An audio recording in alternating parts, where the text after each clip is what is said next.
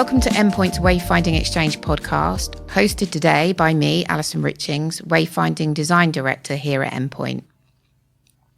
What if the biggest barrier to exploring a city isn't transport, cost or safety, but whether you know you'll be able to find a toilet when you need one? Every single one of us uses public toilets. They're among the most visited places in our cities, yet they're almost invisible in the way we design places. We rarely talk about them, we rarely think about them, but for millions of people, knowing where the nearest toilet is or whether they'll be able to use one determines whether they'll leave the house at all. It's not simply about convenience, it's about confidence, dignity and independence. And it's also about wayfinding. Today's guest has spent years researching something most designers overlook, revealing how public toilets expose some of the biggest challenges in inclusive design, from hidden disabilities and ageing to gender, identity, anxiety, and the pictograms we use to communicate every single day. Joining us today is Gail Ramster, Senior Research Associate at the Helen Hamlyn Centre for Design, whose work is changing how we think about public spaces, inclusion, and the role design plays in giving people the confidence to participate in everyday life. Gail, welcome to the Wayfinding Xchange Podcast. Thank you for having me. Oh, it's an absolute pleasure. I can't wait to get into it today. And I think because we're talking about design of toilets and the things that go around designing toilets, I really do have to start with the big question. How did you end up here? So you started your career in wayfinding, that I know, and then you moved more into the research field. What drew you towards research and then ultimately your role at the Helen Hamlyn Centre? So I was interested in research because I think I'm more interested in solving the problems or identifying the problems than the final design. And that's really where the design challenge starts. It's understanding what the brief should be. Absolutely. Which the client or the audience may not know. Making sure you get that right so that the design will then meet the most needs possible. The Helen Hamlyn Centre is all about inclusive design. So it's very easy to design for your existing customer base without even realising how many people you've already excluded. So we always try to speak to those excluded from any situation, extreme users they're sometimes called, but they're just people living their lives who've been overlooked, understand what their lived experience is. Yeah. And if we can come up with a solution or identify the right challenge that could meet all of their needs, then the existing customers are likely to end up with a better situation as well. Absolutely. It seems sad when we're talking about public toilets, which is something that is a convenience for everybody, that there's even the discussion around extreme users, because we're all just people who all need to use a toilet at some point. Yes, I guess when public toilets were first created, probably 150 years ago now, we were just designing for able-bodied men, frankly. Even that's very true, actually. Even the women came later. And since then it has been, rather than redesigning toilets to be more accessible for everybody, we've sort of bolted on extra toilets, like let's have a wheelchair-accessible toilet. And also there's people with colostomy bags and they need to use the disabled toilet as well. And then there's people with arthritis or there's families and they tend to be accommodated in the accessible toilet or occasionally in a family toilet.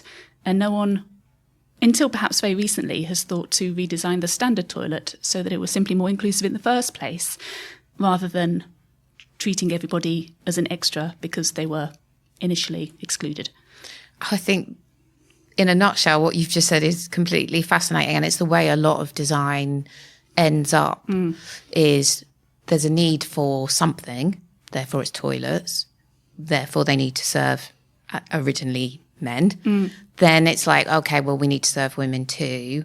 They didn't go, do women do different things in toilets to men? So therefore we might need to think about it in a different way. And then everything becomes a bolt-on. And as you say, it's only when we unpick the problem from scratch. And that's quite a challenge when it comes to architecturally changing things, plumbing, engineering. I mean, we kind of think, oh, it's easy, just do this. But actually, there's a lot involved in making a toilet a workable, functionable space. Yes, and like with your home bathroom, once you built it, then it's good for 10 years. So why redesign it unless you have to? But that means that there's a very slow rate of progress. Yeah. And then when there are standards in place, those also have their own time frame. So you might be kind of restricted in what you can do. Even if you feel that there could be a better solution, you're bound by the building regulation or the British standard. So genuine change or improvement can be quite slow to come. Do you think that the way that we write our regulations and the way that we put the baseline in place squashes innovation in a way that if we were to look at it from a slightly different perspective, maybe we would be able to have more innovative, influential design? Yeah, I think I sort of see it from both ways, because once we've identified what would be of benefit to, say, somebody with a colostomy bag, then it is very important, or it can be very helpful for the building regulation to then say toilets need to have a shelf, a mirror, a hook, to make it easier for people. And then once that's in place, then we're done. And the designer almost doesn't need to know why. It would help if they did. Just a little. They interpret it and then they get it wrong. And they put the shelf somewhere that's completely impractical. Yeah. But at least it's there, and you know that all toilets would then be built to meet that need. But at the same time, design does need to experiment and get things wrong. And the standards can't see into the future. So I think there's a tendency they restrict, and they can sometimes over-restrict. And I think it's very difficult for design to then find somewhere that they can still make their mark, or even take the time to think. Like, if the regulation is there, then that's what they'll do. But actually, there could be something better. Else. Yeah. So I suppose that kind of leads me into thinking about things like universal design, that in Scandinavia, they have a different approach to universal design. They set out a series of principles that says design is good for everybody, so let's just make it so, rather than there's a set of regulations that says you must do this and you must do that and you must do this. It's like, let's look at the problem from a more holistic perspective. Do you think we need something like that as a nation? Yes, I'd not heard that. Having principles does sound better than having regulations, so that you're almost forced to come at it from that user-centred perspective of establishing for yourself or seeking out the research or the information to make sure everybody is included from the first point, and then find the best way of implementing that. It's really important to talk about the journey. In wayfinding, our journeys always start from the moment we make the decision that we're going to travel somewhere. I guess if you're going to go out on a journey and you are somebody that needs access to a toilet, you're going to start thinking about that before you leave home, because it's going to be a part of your decision-making process whether you should go at all. What more should cities be doing to enable people to successfully make those decisions? There's two sides to it. There's making sure that people have the information that they need before they leave the house. And then there's making sure that as many toilets as possible meet that need once they get there. Over the years, we've tried to tackle both problems in different ways. The latter is about regulation and research and design. The first one is more about data and information and communication. Working at the Helen Hamlyn Centre, I've worked with Professor Joanne Bichard over the years, and we've both been obsessed with toilets and written lots of toilet projects and talked about toilets even when we didn't have a project. But that first project that I was hired to work on involved speaking to 100 people of all ages, from parents of babies up to those over 90, about their experiences of needing, finding and using public toilets. And for the most part, we tried to speak to people with continence conditions, reached through charities.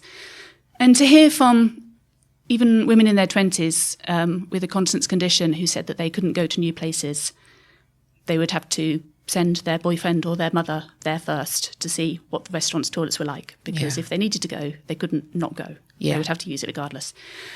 It just seems so limiting. So we started to think, well, how can we get that information to people in the first place? And that's when I found that there was no database of public toilets. Any information about public toilets would be on the council website, but quite often it wouldn't even be there. And that would often simply say that they had toilets. It might say where they were, but it's not going to tell you much about them. So there really need to be like a massive overhaul in the level of data out there.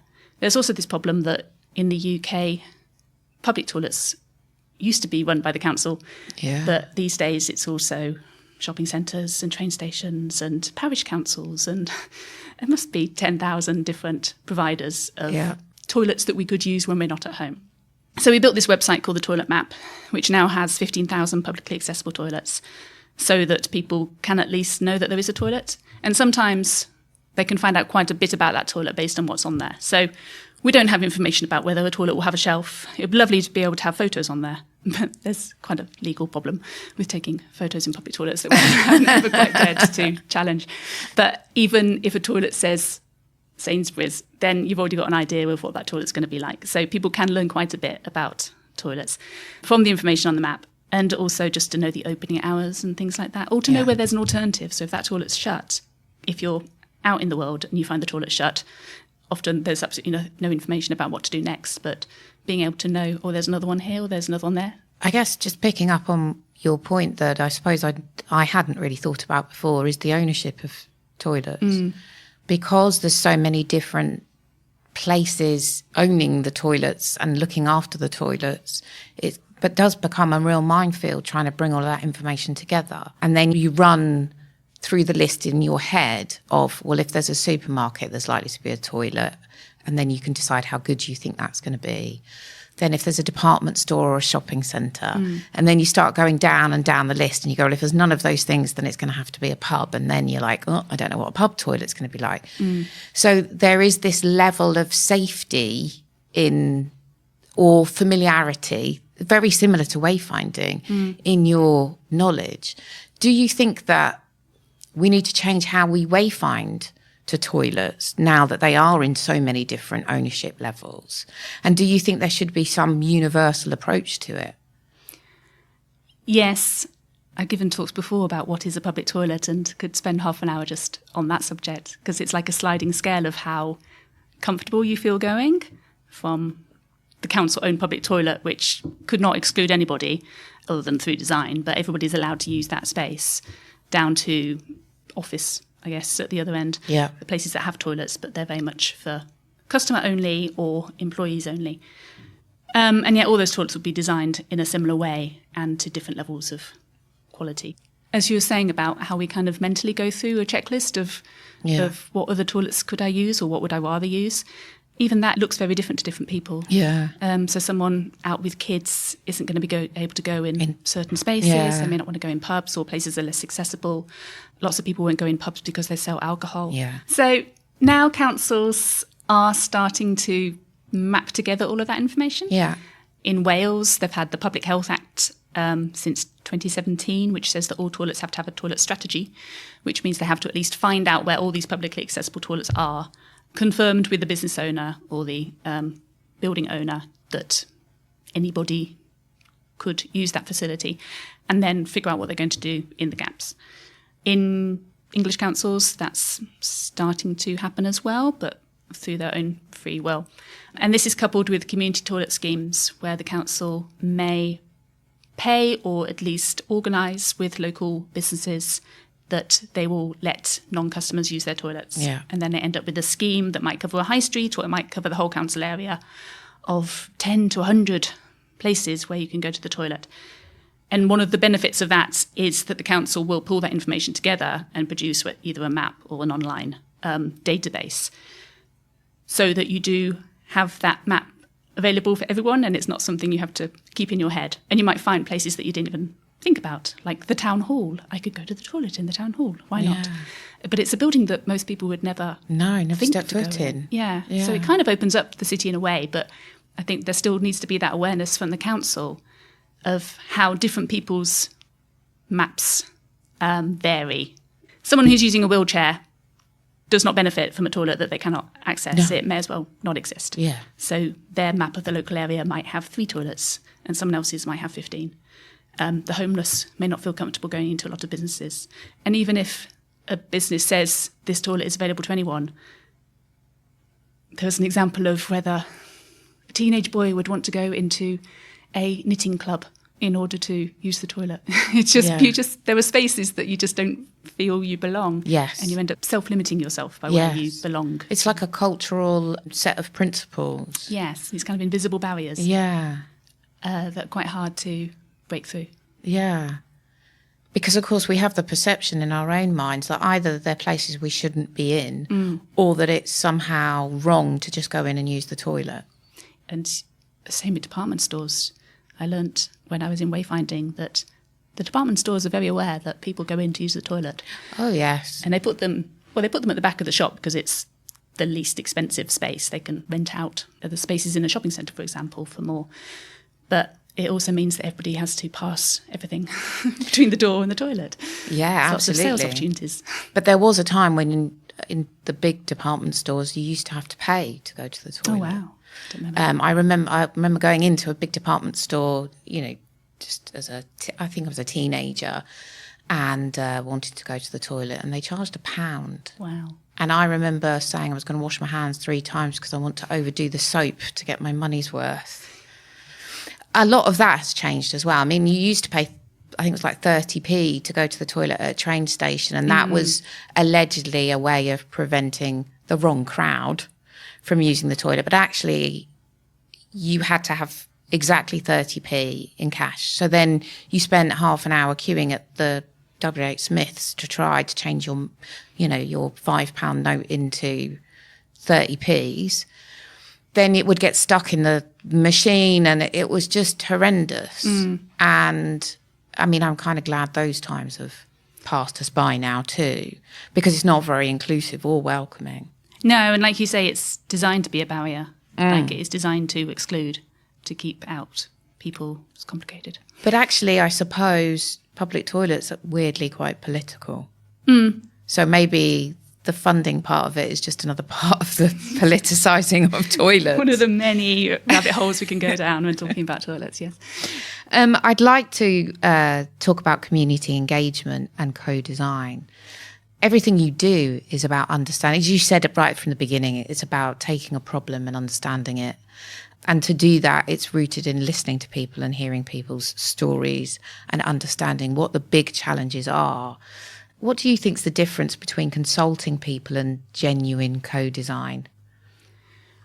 I think both terms can be misused.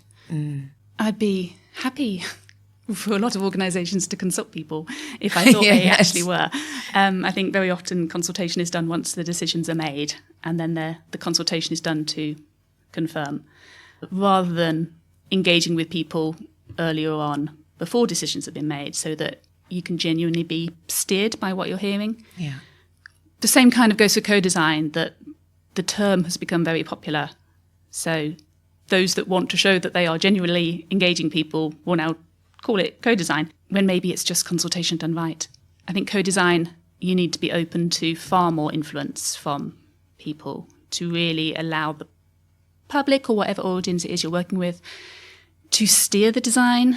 The designer's role then becomes about designing the engagement or designing the process, helping out to polish designs or bring them a level closer to realisation, but still allowing those you're working with to shape the ideas and decide which one to take forward. And that can be a much slower process. It's much more likely perhaps to solve the right problem, but it might not be the problem that you expected. And in the real world, like, you were hired to do a certain job. If you're hired to redesign the signage system and the public are saying, we actually want a new park, like, some things are outside of your brief. So you do need to be very clear on the boundaries as well. Absolutely. But I think that raises really important points, because public toilets are political, as we've said. How they're funded is political. We have people who need to know before they leave the house the level of public service from a toilet they're going to get. Then there's the design of the toilet itself, and does it meet the needs of everybody that needs to use them? Actually, I kind of imagine that it's so big as a topic, and there's so many different user types, because it's every single human, that the parameters must be a huge challenge. Do you find, as a part of the research projects that you've done, that really you just kind of have to take one piece of the puzzle and look at that, because it's just too big a topic to try to say, let's get together, do co-design, change public conveniences completely. Yeah, conversations about toilets tend to get very unwieldy very quickly, because someone will start talking about funding models or payment systems and flushes. So I would, in any research project, kind of have a boundary of whether it's about council management or whether it's about the design of the facility. So the last project that we did was co-design. Many of my toilet projects aren't, but that one was very much looking at community toilet schemes, which hadn't had any guidance other than a paper written by the government in 2008 based on one council. So I invited 15 councils in London. I think 10 councils in London attended, a mix of those already running schemes and those interested in doing it, so that they could share how they were doing it, meet each other, compare what worked and what didn't, and then I could capture that in guidance for others to benefit from. But my role in that was designing the 3-hour workshop in order to make sure that everybody could talk about every aspect of this process, from getting the councillors on board or getting the council on board, to identifying the businesses, to designing the contract or agreement with those businesses, and then into how do you evaluate and monitor what's working, how do you advertise it to the public, how do you do the signage, and then I pulled all that information together and put it into guidance. But that was a huge piece of design work. Yeah. What I was designing was the workshop, it wasn't the guidance. And the guidance was just their words, so it was co-design in that sense. They designed the guidance, I wrote it up. With the public, I think what's interesting about all the different needs that are needed when using a public toilet, like you say, there are many different user groups, but also just one person's needs are different. Like if I'm out with my children, I've got a different set of needs than I do if it's 1 a.m. in the morning and I'm on my way home. Or people have jobs where they travel around. Delivery drivers need toilets as part of their working lives. That will be a different experience, and you'll have different levels of what you're willing to accept as well. Say if you're in a park or the seaside, then you will. If you're in a shopping centre, different expectations. I think people actually have a lot of common needs. So if you take the tap, which over the last few decades has kind of been redesigned from simply to something that I no longer understand. Yeah. How did we get to a point where we can't use the tap anymore? And there was just a standard household tap, and now there were 20 different taps, and you look at it and go, do I talk to it? Do I wave at it? Yeah. Oh, actually just turn it on. Okay. Yeah. It's really complicated. But what most people need from a tap, other than they need it to be intuitive, they need to look at it and know how it works. But whether you're 6 years old or 90, you also need one that's very easy to operate. Yes. So a larger lever, nothing too fiddly or stiff, nothing where you have to push with a lot of force to get it to turn on. If designers can just choose a tap that does that, and they've got to choose something, so why not choose one that the most people can use?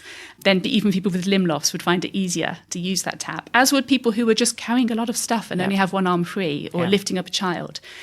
That is, for me, an inclusive tap, and you could speak to 100 different people, and ultimately most of them are going to choose the same one.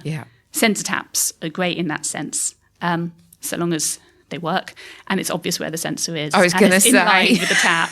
There are ones where you have to wave off to the side and then put your hand over, or you can't see the sensor, so the whole benefit is lost because you're rooting around in the dark trying to figure out how that works. We've all done that. It is funny when you think it's the simplest thing, that actually the designs are really complicated. And I know the reasons why. I mean, we want to make sure that we don't spread diseases post-COVID. Everybody's really worried about those sorts of things. Nobody wants to touch anything anymore. Sensor taps are really important in that respect. Sensors to flush the loo are really important. But again, there's a million different types of them. Sometimes they don't work. And then you don't know what you're doing anymore. No. So I suppose there is a level of design standardization that needs to come in, but we still need the innovation to get to a place where it can be standardized. Yeah, I don't know if things need to be allowed to not work so that you eventually get to the point where they do. I really want to talk about the power of pictograms. Toilet pictograms have to do some really heavy lifting. and we take them for granted. We obviously get into really strong debates around what a toilet pictogram should look like. From, you know, the 1930s onwards, they've been gendered. There's obviously a move to make them less gendered and more based around what the function of the room actually is.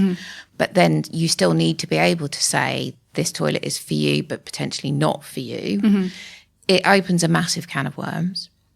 We had Part T come in to the building regulations, which kind of makes it even more of a can of worms. So I wondered what you thought about the toilet pictograms and whether you think they're still doing a job and, you know, do we need to be changing them? Yeah, it's really difficult because you want a design that everybody understands. Like, first it needs to be intuitive. And as weird as it is, a picture of a man or woman or wheelchair user says toilet. Yeah. I don't know how we got to that point, but it does. Yeah.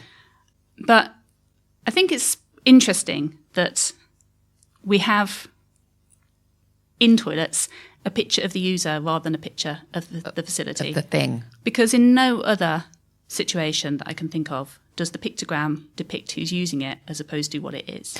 But that is, I mean, I do really feel that is because of the nature of the fact that toilets are segregated by user, and therefore knowing the user becomes the most important thing, because you don't want to walk into the wrong toilet. Fundamentally. Yeah, I can see why it's like that. And I mean, you are right in what you say. It is weird in the sense that pretty much every other type of facility, if it's a gym, it's a dumbbell or something. Yeah. So it's pretty obviously a gym. But yet a toilet is a person, so it's not the thing. Yeah, maybe it needs the thing next to it. Yeah. Because a disabled toilet will have a picture of a wheelchair user. Yeah. Which is already a bit of a problem. Well, it's a massive problem, isn't it? Then you've got ambulant toilets. Yeah, with a picture of someone with a stick. Yeah. But then with the changing places toilet, Yes. you've got the wheelchair user, but you've also got the equipment. Yeah. So that makes And you've more got sense. Another person as well, haven't you? Oh, the carer. Yeah. Yes, so it makes more sense. And I can see why people are very sensitive to toilet pictograms, because it is somewhere where the pictogram is depicting you rather than the object. So you do become defensive, and quite rightly, that is not how you wish to be depicted. I think an interesting example is family toilets, where there was one at a city farm near me where it had a large toilet and a small toilet and a baby changing unit and a larger space. And the picture was a man, a woman, a boy and a girl. And I was like, oh, great, it's a family toilet. Oh, isn't that lovely? And then there was a leaflet about family cycling or something in the area, which also had men, women, boys and girls on it. And someone said, my family doesn't look like that. They were a gay couple with boys. And it seems almost nitpicky in some ways, but actually it's really important that if you are constantly excluded from representation, then you will always be considered other. You'll never be considered the norm. Yeah. Something that I was really looking for when my kids were little was books where there were same-sex couples, but that wasn't the subject of the book. Yeah. I think that is actual inclusion. Yes. Not books about how some girl has two dads, but books about how some girl just it's on an flies into adventure. space. Yeah. And it just so happens that she has two dads. Yeah. I know, I there are agree, books out there 100%. like that. They're quite hard to find because that's obviously not the point of the book. But that is normalising difference and identity. I think when toilets are all gender, like genuinely anybody can use this toilet, it's just a toilet, having a picture of a toilet makes so much more sense. And it's become common enough now that I don't think it's confusing anyone. I think the pictograms are good enough that people can look at it, go toilet. Often it will say toilet or WC underneath it as well. That no one thinks twice. No one's thinking, why isn't there a picture of a man and a woman? This doesn't help anybody. So, but Part T is saying that you should have this unisex symbol as standard. It's guidance, it's not regulation. But it does frustrate me when the change had already been happening and wasn't a problem. If you took that further, then on toilet signs you would have a picture of a man and a toilet next to it, or a picture of a man, a toilet under urinal. Perhaps it's being pedantic because the picture of the man works fine.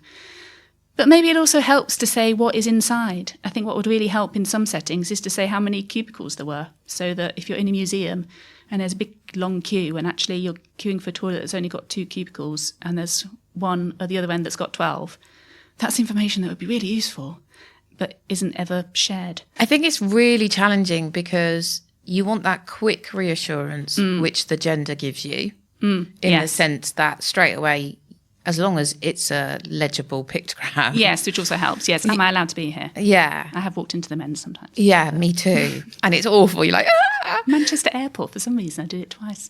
It must have been the layout of where the sign was. Yeah, it must be. Anyway, it's their fault, not mine. Absolutely. But yeah, I think the quick reference, wayfinding is about getting you efficiently to a place.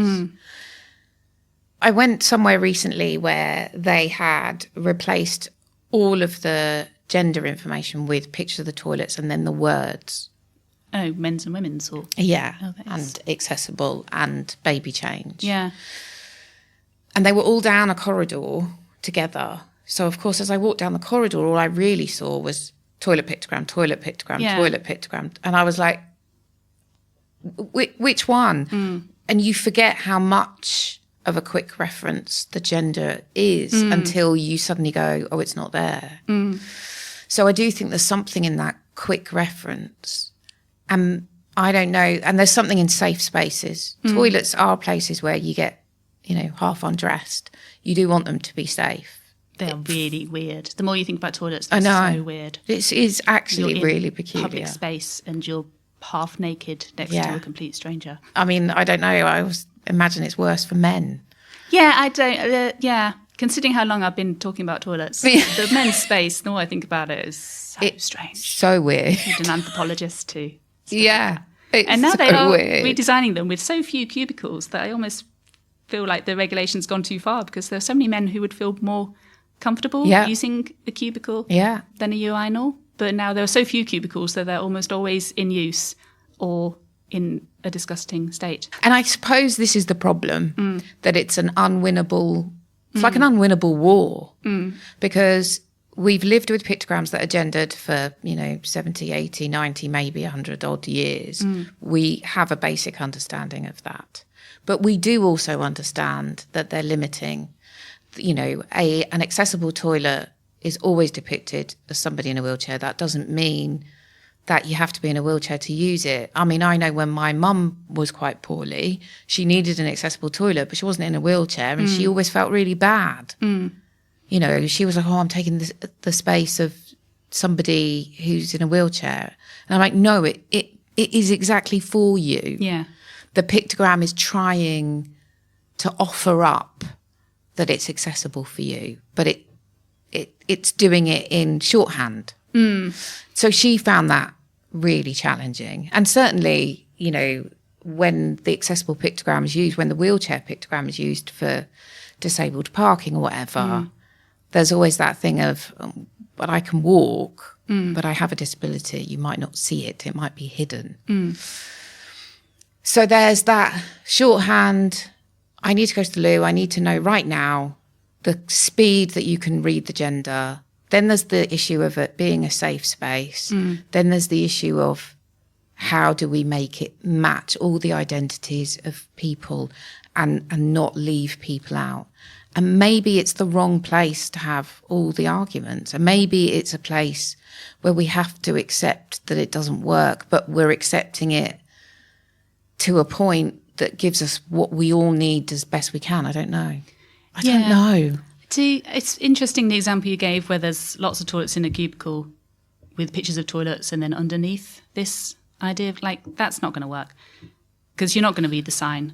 But also if it's a fully enclosed toilet, it does frustrate me that they say, oh, this one's for men and this one's for women. If it's a restaurant, I just go in any of them. But this was a corridor that had a door into the men's toilets, into a door the whole facility. Into the women's toilets, a door into the baby change, and a door into the accessible. Yeah, I think we just do have to stick with men's and women's signs. So do you think then there's some kind of compromise with the pictograms that we keep the gender, but maybe we use the object, because actually there is a good case study for that. Or maybe further away, if all the toilets are in the same place, we just use the toilet on its own. And then when you get to it, you can then gender it off. I don't know. I think if the room is gendered, then it needs a symbol that depicts gender. Yeah. But it could also have a symbol that depicts toilet. That's just me as a designer rather than just as an experiment. Like maybe we could start using a picture of a toilet as well. Because in any other situation, you'd have a picture of a lift with a wheelchair next to it, or a picture of parking with a wheelchair next to it. It doesn't make sense to the wheelchair user. Also, wheelchair toilets, accessible toilets, are kind of completely separate from this whole conversation because they are always unisex. Yeah, that's true, actually. And no one ever complains about why don't disabled people get gendered toilets, and yet people are so protective over keeping women's toilets. I know that it's a unisex, it's a fully enclosed toilet, but then why can't we all have fully enclosed toilets that everybody can use? But I suppose that's the thing, isn't it? It comes down to the fact that bolt on, it comes full circle to what you were saying originally, that toilets were made originally for men. Then they said, we need to make toilets for women and they shouldn't be together. Then they went, well, actually, if you were in a wheelchair or you had a disability, you might not actually even be able to get through the door of either of those toilets. We'll bolt on the next thing. And that the accessible toilet, which was bolted on, is just one single toilet, whereas the men's and the women's tend to be cubicles, which, although, a women's cubicle is lockable, it doesn't have that level of safe. I mean, traditionally a woman's toilet cubicle didn't go all the way to the top. It's there. You can see underneath it. Yeah. And that level of safety isn't there compared to an accessible toilet. Yeah, and the accessible toilet was designed that way intentionally. Yeah. Like they decided to make it unisex because people would often have someone else with them of a different gender. So it didn't make sense to put a wheelchair accessible toilet within a women's toilet. And I've not seen it for a very long time. No. On the other hand, it doesn't mean that the women's toilet itself couldn't be designed to be a wheelchair accessible space. So the Welcome Collection in London has wide entrance ways and a floating sink so that people in a wheelchair or along with children or shorter people can still reach a lower level sink and get close enough to it to be able to wash their hands. Because sometimes, which comes back to payment as well. It's one thing to pay to use the toilet. It's another way if you just want to wash your hands. Yeah, isn't taking it? that away from people. Yeah. You're introducing these barriers, whether the barrier is payment or the barrier is a non-wheelchair accessible space. Yeah. Allow everybody to participate. Like, don't treat wheelchair users as a bolt-on or disabled people as a bolt-on automatically if there were other ways in which you could include them to get to the drinking water or the vending machine. The pictograms. I think in some settings as well, the pictograms are doing more than communicating what the facility is. Sometimes they are making a political message. We're in an era where that's quite important, but sometimes there will be a complicated symbol of gender because this image is actually trying very hard to say we are a trans-inclusive space. So it's not simply enough in a way to say it's a toilet, so there's a picture of a toilet. Yeah. The provider wants to say, we are and you are welcome. Yeah. I was thinking about breastfeeding signs on the way here, how cafes will have signs saying we're breastfeeding friendly. Yeah. And part of me says you can breastfeed anywhere you want, you don't need a sign. But actually that business owner is saying, not only can you, but we welcome it. We want families. We want you to feel comfortable. So and do you it's that think, level of communication.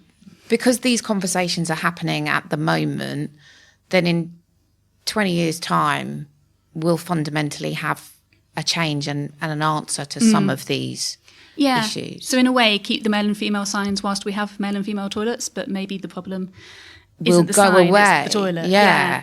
I mean, it would have if the regulations hadn't gotten involved and made everything more complicated. But as regulations often do, to be fair. There's kind of stopping change in a way, because I think things were slowly moving towards not all gender signs, but all gender toilets where there is privacy for everybody, there is safety, and we don't have the women's toilet as we know it, which is kind of a weird concept anyway of why do we want to go to the toilet next to another woman with minimal partition. Like, we don't. Sometimes fine, but sometimes we don't you mind share all standing those in front things. of the mirror doing our makeup and having a chat. I mean, though. that's fine. That's all right. You know, we talk a lot about how women feel because there is a safety issue. I mean, I not in the least want to belittle it, but equally men might feel uncomfortable at the sinks with a woman standing next to them.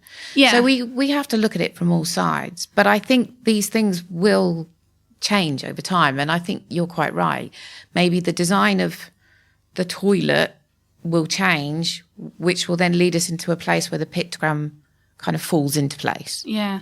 I do wonder whether men are the secret to all this, because we had a student who we challenged them to design things for toilets, and they designed a hook for the urinal area because there was nowhere to put your bag. So you're just holding lots of stuff, and a shelf, because what are you going to do with your laptop and your coffee cup and your water bottle? I think maybe because men's toilets are just spaces that they go in and out of as quickly as they possibly can, from what I can tell, which is very different to the women doing their makeup and whatever.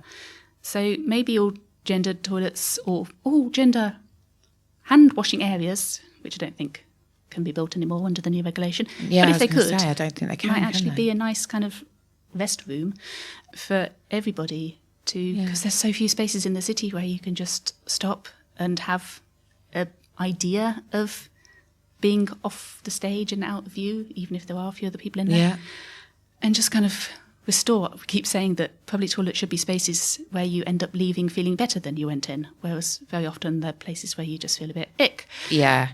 But imagine what it could be for men and women if we started to build those spaces in the city and everybody could just relax.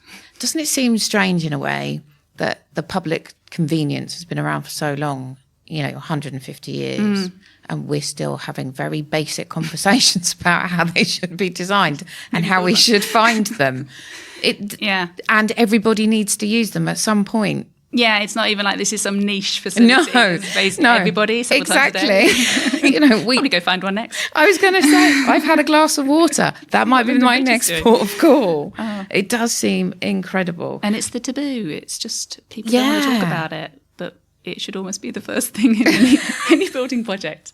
Let's get the toilets right and take some pride in being the architect. Yeah, not give it to the junior person as some sort of punishment, but be the expert. It's the really difficult challenge. Like half the building regulation, half of part M is just toilets. Like building regulation for disabled access, so much of it is just the toilets. So it's a real expertise. It's weird, really, when you think about it, that we, in 150 years, have not been able to sort this out. And we probably won't in the next 20 at least, maybe. But I think when you do get people in the room, just to jump all the way back to co-design, we did a tiny workshop in our first project 20 years ago where we had 10 different participants design their perfect toilet, but they were doing it in groups, so they couldn't just design one person's toilet. They had to design for all the different needs around the table. And quite often, like coming back to the taps, like it's the same solution. If you do want something different, if you've got a preference for something else, you have to decide if that preference is more important than someone else's need. Yeah. And you start to weigh up these different things. So I think collectively there is such a thing as an inclusive toilet that can meet almost all needs. There will sometimes be something which is the polar opposite. Like the changing places toilet has the toilet in the middle of a wall so that carers can access the person using it from both sides. Yeah. Whereas the accessible toilet will have it in the corner so that you've got the strength of the wall. So that is two fundamental different designs that cannot be resolved.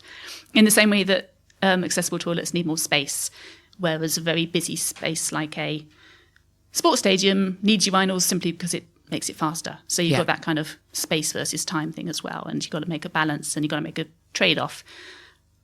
But there were a few cases where there's actually a different need and so many ways in which we could design toilets that work for everybody. So, it is mad that we are still having this conversation. Yeah. I don't think, in a way, do myself out of a job, but I don't think it's that difficult. Well, actually, think about it. One of the questions I had, which I kind of feel like it leads into this, is there any one small design decision that could make a big difference for the experience of users? Is there one little thing that every time you use a public facility, you go, if we just learnt that one thing, it would make such a difference? There's too many things, isn't there? I felt like I thought of something and it's escaped me. Like a lock anybody could use, so children could use it, would be great. Yeah. Actually, I think it is thinking more from a child's perspective. Yeah. Because we design the city for adults and then we berate children for tripping over or getting things wrong or not being able to do things for themselves. But if we designed spaces for children, then they would grow up understanding safe about hygiene. Yeah. Like we tell children they have to wash their hands all the time after every meal and keep themselves clean. And then we design a city where they can't reach the tap. Yeah. So if we could design toilets not to have one low sink in a row of 10, but to have one low sink for every 4 sinks, or to have all the sinks low and one high sink for the very tall man who can't bend down that far. Yeah. I did a talk at my daughter's school where I showed them a high sink and a low sink and explained how we get low sinks for children, but we get them as like, oh, here you go, child, have this one sink. And then you get a school trip going and there's 30 kids who can't reach it. But it's really hard for a child who's 1 metre high to not only reach the sink, but then to reach the soap that's even higher, and then to reach the hand dryer that's going to blow them in the face. Whereas it's easy for me to bend down a bit. Almost everybody can just bend down a bit, but you can't reach something that's out of your reach. Yeah. So I think changing that mindset, like, it shouldn't be that hard. I know, it really shouldn't. It really, really shouldn't. I guess we're kind of coming to the end. What I would like to ask is, when someone finishes listening to this, what's the one thing you'd hope they'll never look at in the same way again? Taps. It's not even, you can look at the signage and maybe think about how a symbol of a toilet is doing its job in many cases when that is literally just a toilet that anybody can use. But beyond the signage, just making choices about things that a public toilet has to have. Designers and the manufacturers have to provide taps, flushes, locks, soap dispensers. What have they chosen and why have they chosen it? And was that really the best they could do? Maybe it was, maybe it wasn't. But just those little things of, that's good. And then remembering that that's good. Even the way that lots of toilets don't have doors to that space anymore. They just have like a wide opening so that people with pushchairs can get in, people with wheelchairs can also get in. And it makes it easy. It makes it easier to queue, which is a sad truth because they shouldn't have to queue. But you're not then popping open the door. It's those little design changes that have been made where there's no disadvantage. It's just making it better. And trying to see more of that, trying to kind of point it out so that people do talk about toilets. Maybe that's what it would be good for people to go away with, just talking about toilets. Yeah. I mean, I have to say, I've found this utterly fascinating. I think that we take for granted the notion that there are toilets. We forget about the fact that they were once run by one central body and therefore you kind of knew what you were going to get. And that now they're in the hands of multiple different people who have different ways of dealing with that toilet, different requirements from a company perspective, an operational perspective. And then you have all of us with all of our different needs. Actually, it's a minefield. Yeah, and we haven't even talked about cleaning and maintenance. No, exactly. Really overlooked, and that's what keeps the toilet operating, and what also needs to be designed in so that it can be done as efficiently as possible, so it doesn't end up smelling of wee. There are places with permanent cleaners, and they can never get that toilet clean because of how it's been designed. Yeah. It really does. It has many different user groups, and they really do need to all be consulted, but it's not always done, and we all pay the price. Quite literally in some instances. Well, thank you so much. I really enjoyed it, and I could talk to you all day. Yeah, no. Thank you very much for joining me. Thanks. Thank you.